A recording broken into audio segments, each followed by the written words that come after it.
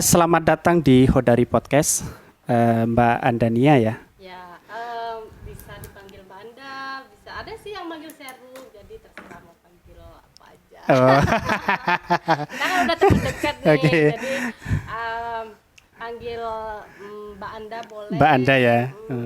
Lebih keren kan dipanggil Mbak Anda ya. Boleh ya, sama-sama. Oke. Apa kabar Mbak Andania? Alhamdulillah baik. Baik ya. Bagaimana perjalanannya ke sini, lancar? Lancar, tapi tadi agak gerimis sih sedikit. Oh, begitu ya. Oh, saya ini sebuah pengalaman yang luar biasa sih, karena saya langsung bertemu dengan sosok yang sangat cinta terhadap kegiatan sosial. Iya. Saya sangat senang sekali bertemu dengan orang-orang yang jiwa sosialnya tinggi. Ya, saya juga berterima kasih kedatangan dengan seorang perempuan yang sangat luar biasa, yang mandiri dan bahkan sekarang itu bisa berpendidikan S2 ya di Universitas Negeri Surabaya ya. Saya sebut merek ya di sini ya. Tidak apa-apa kan kita sebut merek. Saya dimarahin Pak Rektor. Ini kan merupakan sebuah cita-cita dan komitmen sebagai seorang perempuan bisa berpendidikan tinggi kan seperti. Oke, berbicara tentang dunia pendidikan, Mbak ya. Yang saya tahu bahwa Mbak Andania ini adalah orang yang punya komitmen yang sangat tinggi, cita-cita tinggi, lahir dari desa dan sampai sekarang bisa berpendidikan S2 ya. Apa sih sebenarnya motivasi itu bisa sampai kuliah sampai S2, Mbak? Motivasi saya sih sederhana ya, meskipun saya sebagai perempuan, yang pertama saya ingin sekali meningkatkan kualitas saya sebagai seorang perempuan ya kan, dimana secara lahir ya, secara naluri ya, perempuan kan memang ditakdirkan sebagai pendidik kan, nanti dia akan menjadi madrasah pertama untuk anak-anaknya gitu. Jadi ya sebagai seorang perempuan, saya ingin meningkatkan kualitas saya sebagai pendidik bagi anak-anak saya sendiri, sebagai istri nantinya juga bagi anak bangsa. Karena apa ya, saya suka belajar sih dan saya suka berbagi. Jadi itu salah satunya. Kemudian yang kedua, kenapa saya ingin lanjut S2 kali menjadi peneliti yang memang berkualitas gitu. Jadi beberapa hal yang memang itu masih menjadi permasalahan, kita teliti, kemudian kita temukan solusinya gitu. Luar biasa ya. Dan yang ketiga nih, yang terakhir, sebagai apa ya, individu yang taat beragama nih Ci. Jadi kita kan memang dari kita lahir sudah dituntut untuk tholabul ilma kan. Jadi saya ingin hidup saya itu ya untuk belajar. Bagi saya life is learning ya. Hidup itu tentang belajar gitu. Dan kebetulan memang passion saya itu berbagi ya. Di sini adalah konteksnya mengajar. Jadi semakin saya berbagi, saya merasa hidup saya semakin bermakna gitu. Itulah tiga hal yang menjadi motivasi terbesar saya gitu. Emang ya ini benar ya, dari misalnya Mbak Andania dari S1 memang sudah sambil bekerja ya? Ya sih, tapi untuk lebih kalau S1 itu saya bekerja cuma sebentar karena dulu saya mendapatkan beasiswa dari BTN, ya kali aja nanti saya dapat beasiswa lagi setelah menyebutkan. Saya dulu pernah dapat dari beasiswa BTN itu 3 semester berturut-turut kayaknya. Itu kan ya suatu hal yang sangat membantu perekonomian orang tua saya waktu itu. Kemudian di semester berapa ya, 5 mungkin. Jadi saya sama teman kos saya dulu itu ada semacam, awalnya iseng sih karena kita kan sudah sedikit mata kuliah gitu, jadi kita membuat pisang coklat keju. Dan karena kebetulan saya dekat ke beberapa dosen di kampus saya waktu S1, saya tawarkan ke mereka gitu. Ternyata alhamdulillah lumayan banyak yang pesan gitu. Jadi kalau melihat realitas sekarang kan jualan itu banyak ya apa istilahnya modal gengsi itu hampir 90%. Apakah Mbak waktu itu tidak gengsi dulu terus kemudian tidak pengaruh pada nilai akademik, tugas dan sebagainya. Ini kan dua hal yang berbeda yang harus kita tidak ada pada seorang pun, tetapi Mbak Andania ini luar biasa ya. Ada, cuma sekali lagi karena saya dulu sudah mulai semester akhir, jadi tidak begitu gengsi lah, karena kan udah ya udah teman-teman tuh kayak saudara sendiri kayak gitu, terus dosen-dosen tuh juga kayak orang tua sendiri gitu. Begitu. Cuma perbedaannya dengan yang S2 sekarang ini kan pekerjaan saya ngajar, jadi di sini tuh saya merasa bukan ngajar sih, karena memang dunia saya itu di dunia pendidikan. Jadi justru saya sangat menikmati ketika saya kuliah kemudian sambil ngajar. Jadi kayak di kuliah itu saya ngambil ilmunya gitu ya. Saya ngambil ilmunya karena memang kebetulan linear kan bahasa Inggris pendidikan. Ketika saya kuliah S2 saya ambil ilmunya, kemudian ketika saya bekerja atau ngajar, saya mengamalkan ilmunya itu langsung gitu. Jadi ada teori, langsung praktisnya gitu. Jadi nggak merasa bekerja sih, saya merasa that's my hobby gitu. Hobi saya. Sering ya orang itu kalau melihat kuliah sambil bekerja misalnya kan kadang-kadang saya berpikir bahwa ini saya lebih kuliah aja daripada bekerja. Terus ada yang mengatakan saya bekerja aja daripada kuliah, karena ini kan dua hal yang harus kita lakukan sebagai seorang perempuan yang luar biasa ya.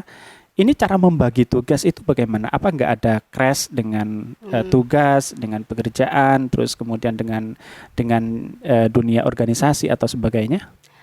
Kalau masalah waktu sih enggak ya, karena kebetulan saya kan masuk kuliah S2 itu di masa-masa pandemi nih. Jadi sampai saat ini saya belum pernah merasakan belajar di dalam kelas. Jadi kita semuanya menggunakan virtual meeting, pakai Zoom kadang kayak gitulah. Jadi secara managing time itu masih sangat bisa karena saya tuh punya prinsip ya dalam managing time itu, saya punya prinsip jadi harus ada prioritas ya. Jadi meskipun di samping saya belajar, saya juga ngajar, saya punya prinsip bahwa ada 4 hal yang saya pilih ketika lagi banyak tugas dan banyak tanggung jawab kerjaan nih. Yang pertama itu adalah important, urgent, do it ya. Jadi kalau hal itu penting dan mendesak, jadi langsung lakukan gitu. Kemudian kalau yang kedua itu important but not urgent ya. Jadi itu hal yang penting tapi tidak mendesak, schedule it gitu. Okay. Jadi dijadwalkan dulu gitu. Nah, yang ketiga itu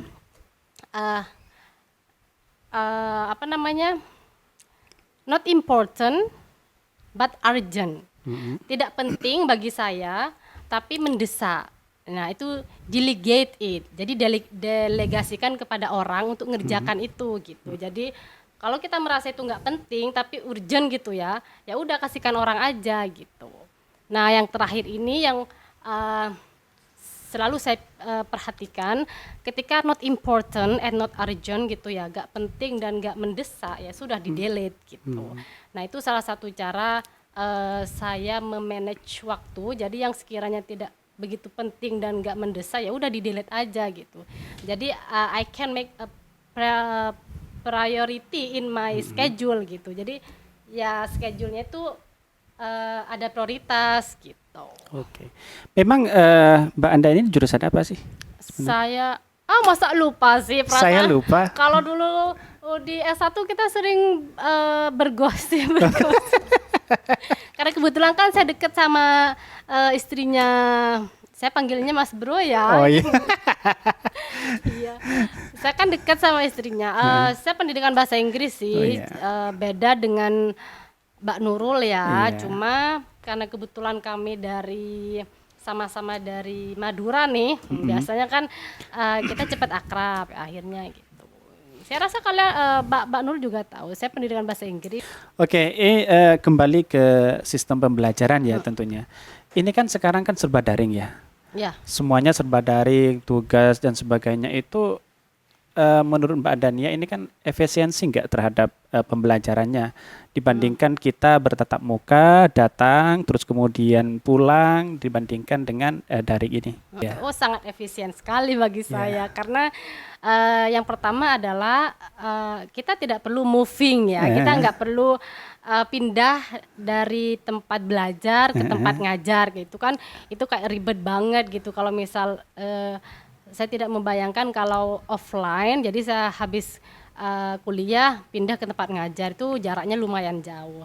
Nah selama pandemi ini saya merasa sangat efisien karena ya kita tinggal prepare itu sebelumnya, kemudian kita kuliah menggunakan platform aplikasi online gitu kan, sekaligus juga ngajar. Jadi ngajar saya juga selama pandemi ini belum pernah ketemu sama mahasiswa, maksudnya ketemu langsung face to face gitu ya. Dan selain itu, selain managing time-nya lebih bisa dihandle, itu juga lebih ekonomis saya kira ya. Karena ya jadi misalkan sekarang ini kan saya banyak di rumah nih, maksudnya belajar dari rumah, ngajar juga dari rumah, jadi tidak perlu transport ke sana ke sini, tidak perlu beli makan di luar gitu. Secara ekonomi lebih ekonomis gitu. Tapi ini kalau posisinya di kota, gitu kan. Ya. Saya kan intinya saya orang desa, cuma saya kan lebih banyak tinggal di kota. Nah, kalau di rumah saya sendiri itu saya mumet kalau lagi di rumah karena tergantung ke sinyal kan. Jadi kalau di rumah itu sangat tidak efisien karena kalau belajar daring ini pintu utamanya, gate-nya, gerbangnya itu adalah koneksi internet. Jadi meskipun kita sudah persiapan matang nih, tapi internetnya ternyata lemot kayak gitu. Sudah itu kalau mau presentasi sudah. Kalau kita hitung-hitungan ya, misalnya transport kalau masuk kan ke kampus misalnya nggak daring misalnya, itu kan harus pakai transport. Ini kan kalau pakai daring kan memerlukan kuota yang banyak tentunya ya. Ini kan apakah tidak ada suatu beban lah kepada mahasiswa misalnya? Ya. Kebetulan alhamdulillahnya pemerintah kita itu sangat support sekali dengan keadaan kita di masa pandemi ini. Sebagai mahasiswa, saya dapat kuota dari kampus saya ya, yang S2 itu lumayan 50 giga sebulan. Satu bulan? Wow. Dan saya kan juga ngajar di instansi lain kan, sama-sama di perguruan tinggi. Saya dapat kuota sebagai pengajar gitu, jadi saya dapatnya double. Kalau saya pribadi sih saya tidak ada masalah dengan kuota ya, karena secara ini saya disupport gitu. Dapat gratis. Bersyukur sekali ya punya pemerintah memberikan kontribusi. Untuk motivasi sendiri kepada teman-teman mahasiswa misalnya yang baru misalnya di era pandemi ini kan sangat sulit sekali ya, terutama bekerja, terus kemudian keluar juga dibatasi dan sebagainya. Menurut Mbak Andania ini gimana? Karena di masa pandemi ini kita tahu bahwa pandemi COVID-19 ini bukanlah sebuah berkah, melainkan ini adalah musibah ya. Bukan hanya bagi kita yang sedang belajar atau sedang ngajar, tapi bagi semuanya. Dan bagi saya sebagai seorang pemuda itu harus nyaman dengan segala macam keadaan ya. Jadi keadaan apapun pemuda itu harus tetap nyaman dan harus tetap bisa memanfaatkan setiap celah yang ada. Jadi kayak oke lah ini adalah musibah ya kan. Tapi di masa musibah ini kita harus pinter-pinter mencari peluang, gimana sih kita tetap produktif gitu ya. Jadi kayak saya misal saya tidak mensyukuri adanya wabah ini, tidak. Cuma mau nggak mau kan kita tidak bisa lari kan, kita tidak bisa menghindar dari yang namanya musibah ini. Nah, yang kita bisa lakukan adalah memanfaatkan keadaan itu sepositif mungkin. Jadi saya sebagai pelajar tentu karena saya tidak perlu keluar kemana-mana, ya mungkin paling saya keluar seminggu berapa kali lah, beda dengan dulu sebelum COVID kan ada aja acara. Nah itu saya manfaatkan untuk membaca materi kuliah saya, untuk nulis artikel dengan teman-teman, atau sekedar diskusi atau mempersiapkan. Justru saya menjadi lebih well prepared, jadi prepare lebih siap nih untuk ngajar. Jadi waktu untuk mempersiapkan bahan ajar tuh lebih banyak ketika di pandemi ini gitu. Jadi bagi saya sih untuk semuanya yang saat ini masih berjuang menghadapi COVID-19 ini, tetap mengambil hikmah, mengambil kesempatan, memanfaatkan celah yang ada itu terhadap hal-hal yang positif. Apa yang kita bisa gitu. Dan kalau saya sebagai perantau kan jarang ngumpul sama keluarga nih. Nah, saya juga memanfaatkan itu untuk kumpul sama keluarga. Jadi kayak family time-nya lebih banyak.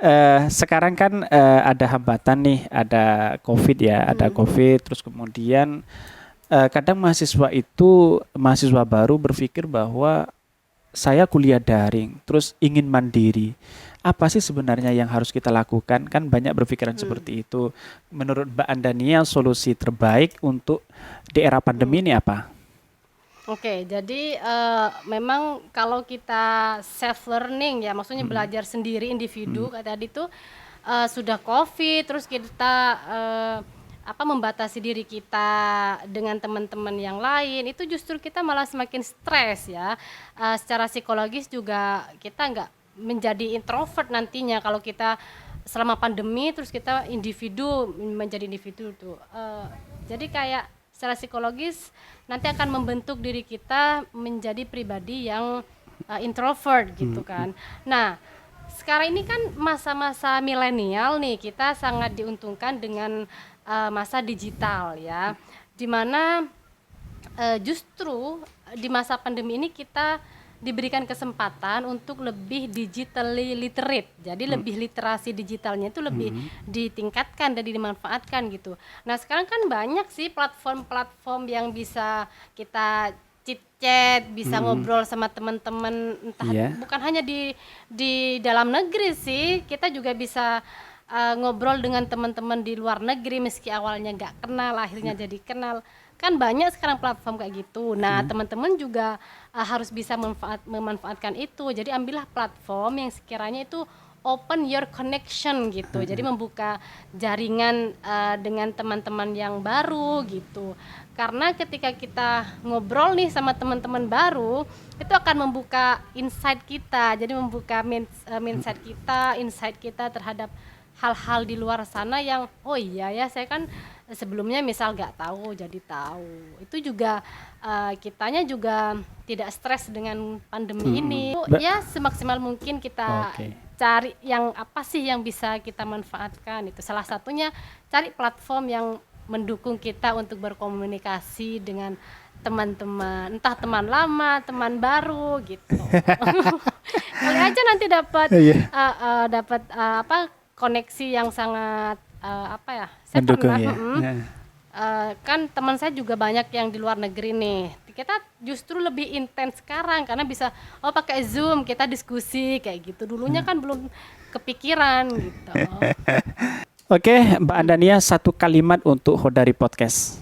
Oke, Hodari Podcast rakyat ya, tetap maju, semangat dalam mengedukasi, menginspirasi, juga memotivasi banyak orang, because sharing is caring ya, berbagi itu adalah suatu hal yang bukti dari kepedulian kita terhadap lingkungan. dengan kita berbagi itu tandanya kita peduli terhadap lingkungan. Semoga harapan saya ya, ini general ya, maksudnya bisa Ya, ranah general. pendidikan, ekonomi, politik juga. Semoga bisa menjadi obat bagi permasalahan atau penyakit yang ada di masyarakat kita saat ini. Tidak hanya bagi para pemuda nih, tapi juga ya setiap semua kalangan lah. Ketika ada penyakit, kita harus bisa sebagai pemuda nih, kita harus bisa menjadi obat gitu. Oke, terima kasih ya Mbak Ya, Andania. sama-sama. Oke, terima kasih ya kepada Mbak Andania yang telah berkenan hadir di Hodari Podcast ini. Semoga Mbak Andania sehat. Amin. Jangan amin, lupa amin. tetap jaga kesehatan ya. Ya, masnya juga teman-teman juga yang lagi nonton juga jangan lupa tetap jaga kesehatan. Kalau keluar tetap jaga protokol kesehatan. Dan nih promosi nih ya teman-teman, jangan lupa subscribe dulu, kemudian di like dan komen karena semua itu gratis. Oke? Karena ini channel yang mengedukasi itu perlu kita support ya. Oke. Jadi jangan hanya support channel-channel yang anfaedah gitu ya. Oke. Oke, terima kasih. Ya. Oke, terima kasih dan salam buat teman-teman ya. Ya, tetap jaga kesehatan dan di Hodari Podcast ini tentu Hodari Podcast ini memberikan sebuah inspirasi, edukasi dan inspirasi ya kepada seluruh masyarakat Indonesia tentunya ya. Salam dari kami. Mantap. Indonesia butuh anak muda. Oke, see you.